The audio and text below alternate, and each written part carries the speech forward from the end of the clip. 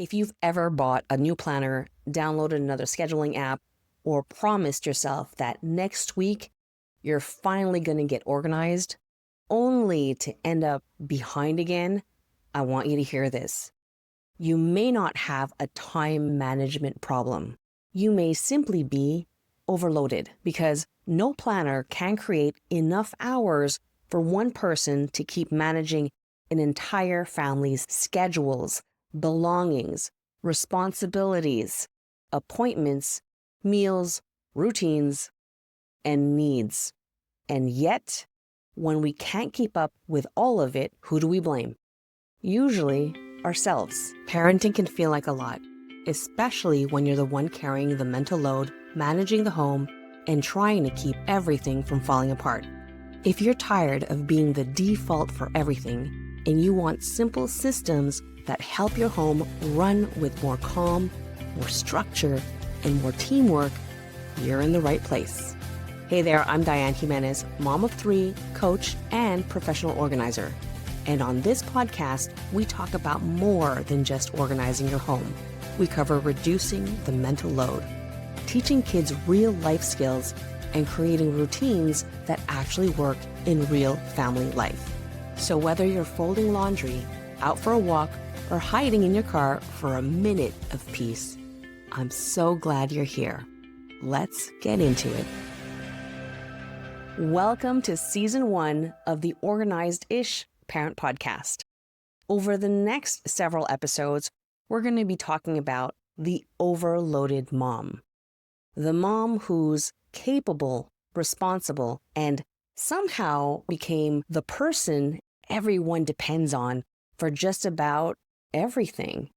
We're going to look at how you became the default parent, why rest alone doesn't fix the mental load, why your family helping is not necessarily the same as taking ownership, and how you can begin moving some of that responsibility out of your head and into your family's hands.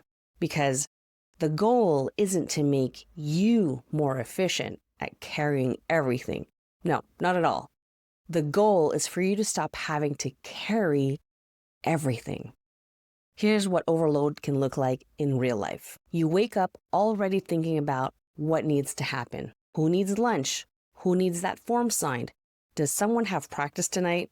What's for dinner? And do I have to pass by the store later? Did anyone change the laundry from last night? Who's outgrown their shoes? Who needs a dentist appointment?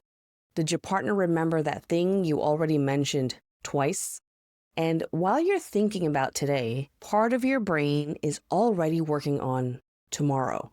You might even be getting things done. Yes, you may be crossing items off your list all day long, but for every item you finish, 2 or more seem to appear. Then you reach the end of the day feeling like you were so busy the entire time, but still didn't feel accomplished enough. So you tell yourself, and I've thought this many times, I need to wake up earlier.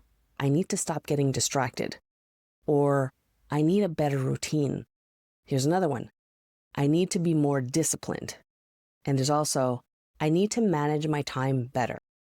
But what if the problem isn't how you're managing your time? What if the problem is the amount of responsibility you're trying to fit into that particular time? As a professional organizer and someone who genuinely loves systems, I believe routines and planning can make life easier. I've seen what happens when a family has home for things, a routine that makes sense, and a clear way of knowing what needs to happen next. But I also know that organizing can't solve a workload problem by itself. Look, you can organize the family calendar beautifully, but if you're still responsible for checking it, updating it, reminding everyone about it, and making sure everyone is prepared for what's on it, the calendar hasn't reduced your responsibility. It's only organized your responsibility. There's another one. You can create chore charts for the kids, but if you still have to assign every single task, remind them when to begin, explain it again and again and again, check whether it was completed, and finish whatever they missed, you're still managing the work. Here's another example. You can create the perfect morning routine. But if that routine only works because you're walking behind everyone saying, get dressed, brush your teeth, where's your water bottle, put your shoes on, don't forget this paper, your teacher needs this, or we're gonna be late, let's hurry up, then you don't really have an independent family routine. You have a routine being powered by mom, and mom is tired. Here's a core truth I want you to take away from this episode. You can't time manage your way out of carrying too much responsibility. Time management tools can help you decide when something will happen. However, they can't decide who should be responsible for making it happen. That's a completely different conversation. And for many overloaded moms, that's the conversation we've been avoiding. I get it, I know. It can feel easier to look for a new planner than it is to change the way responsibility works inside the family, right? Because the planner doesn't complain. The planner doesn't forget. And the planner doesn't need to be taught. So moving responsibility to someone else may involve uncomfortable conversations, imperfect results, reminders during the learning stage, and allowing things to be done differently than when you would do them. So we'd keep trying to be more organized instead. So let's talk about capacity. It's not just about time. When we talk about capacity, we're not talking about the number of available hours in your day. We're also talking about your mental, emotional, and physical ability to hold what life is asking from you. A task doesn't need to take an hour to use your capacity. Remembering that your kid needs something from school may only take a few seconds, right? But your brain has to keep that information active until it's handled. Noticing that the toothpaste is running low takes like almost no time, right? But now the toothpaste has joined the running list in your head. The same thing happens with permission slips, appointments, birthday gifts, thank you cards, meal planning, laundry, household supplies, school emails, and all the other tiny details that keep family life moving. Individually, these tasks seem small, seamless, like nothing. But together, they become a constant mental hum. That's why you may technically have an hour to yourself and still not feel free. Your body may be sitting down, but your brain's still working, right? A lot of overloaded moms are extremely capable. You notice what needs to happen. You plan ahead. You solve problems even before they become emergencies. You're probably very good at making things happen, right? That's a strength. But when one capable person repeatedly steps in, the rest of the family can begin to step back. Not necessarily because they're lazy or they don't care. It's because sometimes it's simply that the family has developed a pattern. Mom notices, mom remembers, mom follows up, mom fixes it if it doesn't get done, and eventually everyone begins to rely on the system. And that system is, you guessed it, mom. So let me just tell you this. Your competence isn't the problem. The problem is when your competence becomes the reason no one else develops theirs. I'm going to repeat that last part so you hear it again. The problem is when your competence becomes the reason no one else develops theirs. I hear this a lot of times from many moms in different ways. I just want my family to help more. That makes perfect sense, but I want us to begin using more precise language. If something belongs to you and another person helps, guess what? You're still the owner. You still have to notice the task. You still have to delegate it. You may still have to explain it, remind them, and check the results. Look, there's nothing wrong with help.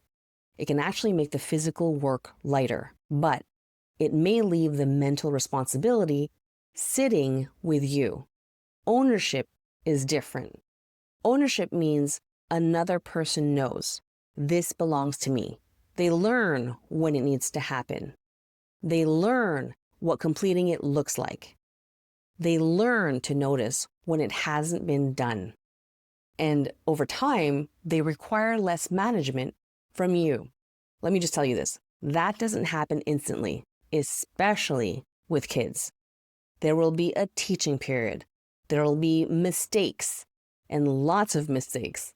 There will be things you have to repeat and repeat again and explain again. But the purpose of that teaching is different. You're not reminding them forever so they'll help you. You're training them to eventually carry the responsibility themselves. So what needs to shift? We have to stop asking only, how can I fit everything in? And begin asking, why does all of this belong to me? That doesn't mean you should walk into the kitchen tonight announcing that you're done with everything and leave your family to figure out. No, that's not the best approach, even though it's sometimes something we want to do. Now, this isn't about abandoning all your responsibilities. It's about examining them. Some responsibilities genuinely, yes, belong to you. Some need to be shared with your partner. And some can be transferred over to your kids with guidance. Some may not need to be done as often or as perfectly as you've been doing them. And some may not need to be done at all. But you can't make those decisions or those distinctions if you keep treating every responsibility as a time management problem. So here's what I want you to do for the next episode. For one day, keep a short list of everything you remind another person to do. Not everything you personally complete, no, just the reminders. Write down things like, bring your water bottle, put your shoes away, wash your pants, sign that form, take out the garbage, fold the laundry and put it away. Do you have practice tonight? Did you check your homework and did you finish it? Please put your laundry in the hamper, not on the floor. So stuff like that. Now, do not judge yourself and do not try to change everything yet. We're just collecting information right now. And at the end of the day, look at your list and ask, how many of these responsibilities currently depend on me remembering first? Then circle one that can eventually belong to someone else. You don't have to transfer it yet. For now, I simply want you to see it, because overload becomes difficult to change when so much of the work is invisible, including you. Look, you're not failing because you can't perfectly manage an unreasonable amount of responsibility. No. And you don't need to become better at pushing through, waking up earlier, or squeezing more into every available minute. So you may need a calendar. You may need routines. You may need a better household system. But you also need people around you who are learning to notice, contribute, and take responsibility. Your family doesn't need one person who can do everything. It needs a family system that doesn't depend on one person doing everything. And that's what we're going to build throughout this season. Now, if this episode made you realize how much you're carrying, come join us in my private Facebook group, The Default Free Mom. I would love to hear what showed up on your reminder list and which responsibility you circled. You can find the link in today's show notes. And in the next episode, we're going to talk about how you became the default parent, often without ever consciously choosing that role. Remember, the goal is not to become better at carrying everything. Thanks for listening and have a wonderful rest of your week. See you next time. Bye-bye.